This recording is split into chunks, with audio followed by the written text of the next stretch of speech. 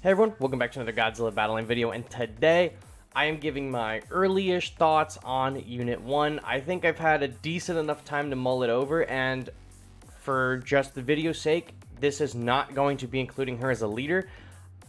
That's going to be a separate video. I have a whole other list of thoughts that I want to roll off the top of my head for her as a leader. I want to just talk about her as a unit, first and foremost. I think that's where I think most people are going to end up using her as a unit, but I think most smart players are going to end up using her as a leader, and we'll talk about that in her leader video. But as a unit, I think she's really solid. She has decent range, she has a pretty decent health pool, she has a bigger health pool at mine is level 15, and she has a 2,976 health pool, so she's almost at 3,000 health. By level 17, she'll probably hit that, right? And her damage at level 15 is 674, which is not bad either. Her attack speed is 2.3 seconds, which is phenomenal, right? The smaller the attacks, or the lower the attack speed, the greater the DPS, the better the DPS, the more damage output you have, obviously. I like her a lot. Her range is really good. Her stats are all, like, really solid. She has piercing. She 100% negates explosions, or not explosions, on-death abilities. So Zayton, Burning Godzilla, and Hedorah on-death abilities. She totally doesn't even take any damage from them. But your team still will. She doesn't negate it for your whole team. She's just immune to it. So that was something that wasn't really clarified by Toho when her information was coming out. But through testing and obviously playing the game, you'll see that she's the only one that doesn't take damage, but the other characters will take damage. I like her a lot. I think she's a really solid addition to any team. I think she's probably the best unit we've gotten since Ultraman. I don't think she's as good as Ultraman. I think Ultraman is better. I think she's a little worse than Ultraman, but I think she's the best unit we've gotten since him. I think she's better than Godzilla 2004. Now, why do I think Ultraman is better? Ultraman has much longer range. Ultraman is immune to stuns. Evangelion Unit 1 is not immune to stuns, and Ultraman can fly or be on the ground. Unit 1 is stuck being a ground unit. Yes, she is an anti-air ground unit because she can hit flyers, but she is also susceptible to things like King Caesar, Godzilla 89, Biollante, some real heavy hitters that Ultraman completely avoids, right? So she's able to be damaged by every item in the game, or every unit in the game, I should say, and every item. But every unit in the game can hit Unit 1.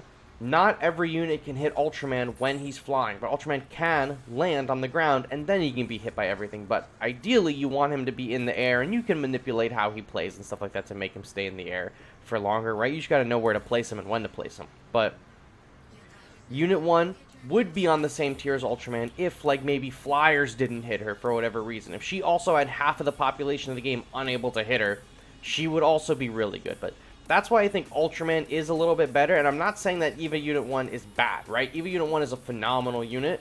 It's just Ultraman has, like, everything in the game going for him, right? And Unit 1 has a little bit less. Additionally, I'm just going to get the things I don't like out of the way, right? Because I feel like I'm going to be ranting about those for the longest time. I do not like the way Unit 1 has to approach a target. It reminds me very much of Godzilla 2021. When he was added to the game and that whole debacle happened, this is very similar. Look on the screen. Eva Unit 1 has to run, then has to stop, then has to get the shot off, and then they'll stop, and then they'll run, and then they have to stop, and then they can fire. It takes them so long to get their attack going. It's the same problem that G21 has, where he will approach the target, stop moving, prepare his attack, then attack. And then if he gets stunned, it has to repeat that cycle. Thankfully, Unit 1, if she gets stunned, does not have to repeat that cycle, but Unit 1 has to run to the opponent, stop moving, prepare the attack, then attack. It's not great. That is not a great feature to have on a character at all. You do not want your 6 cost, and we didn't even talk about her cost of 6, so that's pretty solid. 6 cost character running up to the opponent and then just stop moving and then attack. You want to go. Ultima just starts firing. Ultima just starts fucking blasting. Right? Ultraman, no hesitation, just starts blasting. Unit 1, you can see right here, runs, stops, turns, then fires. That is killing her. That is what is going to either make her drop off heavily later on, or just see a lot less gameplay this season, right? I think she's going to be available this season, like, you know, she's going to be available obviously to everyone at like rank 10 at the highest, or level 10 at the highest. And I'm seeing her everywhere. Tons of leaders, tons of players are using her on the field. But after this season, like Ultraman, after Ultraman season was still used in following seasons. He's still a very big part of the meta. After this season, I think if you do not have a high level Unit 1, you're just not going to use her. The same way that, you know, I'm not really seeing any Godzilla 2004s. But post Ultraman season, even if you had a low level Ultraman, he was still so viable. His kit was so viable that you could put him in any deck at like level 5 and he would still be really good. I cranked my Unit 1 up to level 15, so she's for sure staying in my deck past this season, but I do not think the average player is going to keep her in their decks, even though her stats are amazing. What she does is great. She has piercing. Not a ton of units have piercing, but we're seeing more and more piercing units. It's because of the way she has to stop and go to attack, mixed with maybe low stats for yours, will really put you in a bind. And you don't want to be out 6 energy when your opponent is dropping 5 cost flyers, right? At the end of the day, that's what it comes down to, trying to counter your opponent. And they're probably going to be meta using, right? Countering the meta.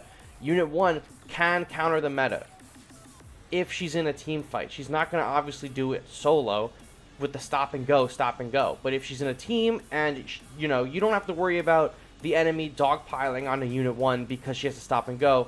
If they're focused on my Batcher or my Leo or my Ultraman and I drop Unit 1 on the field and I don't have to worry about them hitting her when she gets into her attack, she's gonna just start slaughtering the enemy team, right? She does a ton of damage. She does it super fast, and she's incredibly fast with a push, right? It's really something. She's really a really good unit, and it took me a while, even on stream the other night when we got her, to figure out why, you know, if I liked her or if I didn't. And it's just a very complicated answer because she does so many things right. She is such a good unit. I highly recommend everyone finish the past this season and pick her up and use her and level her up. She's really good. She's really, really good.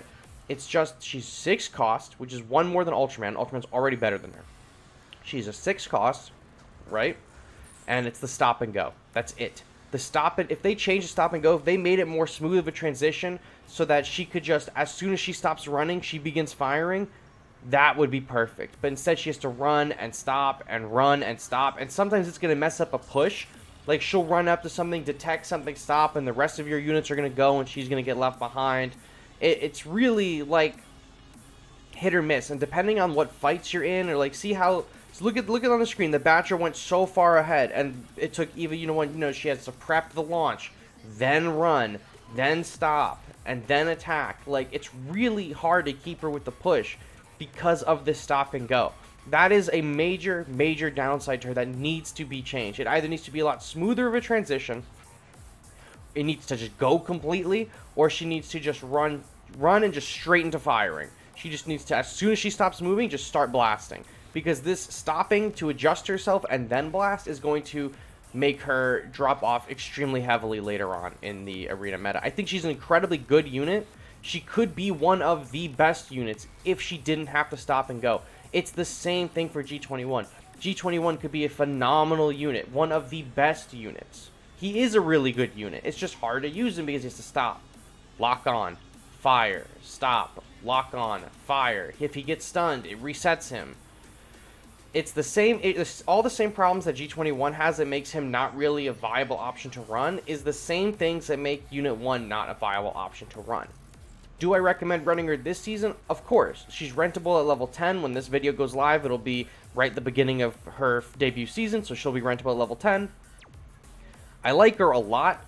Like I've said this whole video, she's a really solid unit. I think she's one of the best. It's just that one downside. That's literally the only thing, is the stop and go. I don't even care that she's a 6 cost. What she does for 6 is awesome. She negates explosions, at least to herself.